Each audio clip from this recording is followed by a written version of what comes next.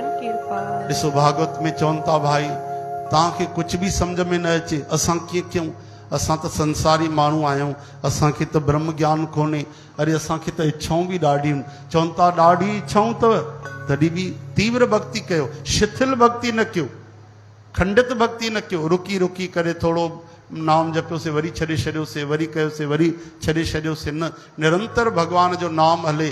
चवनि था असांखे ॾाढी इच्छाऊं, बसि निरंतर भक्ति कयो, सकाम आयो संसारी आयो, भक्ति निरंतर कयो, भगवान कामनाउनि खे बि पूर्ण कंदा, तव्हांखे मोक्ष बि ॾींदा, प्रेम बि ॾींदा।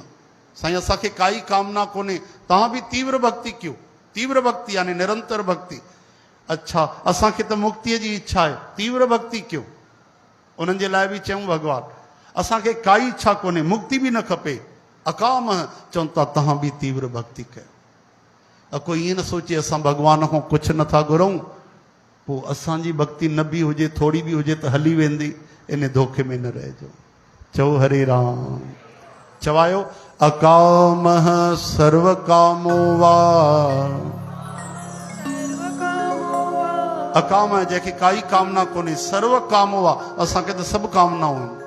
अकाम सर्व कामो वा, अकाम सर्व कामो वा, मोक्ष काम उदारधी, मोक्ष काम उदारधी, तीव्रेन भक्ति योगेन, तीव्रेन भक्ति योगेन, यजेत पुरुषं परम, यजेत पुरुषं परम। भगवान चवनि था प्यारा तूं कामना वारो, बिना कामना वारो, मुक्ति वारो, निष्काम भक्ता जेको भी आ, याद रख तूने परम पुरुष श्री कृष्ण भगवान जी निरंतर भक्ति कर, निरंतर भक्ति कर, क्षण भर भी उन्हें को दूर न थी।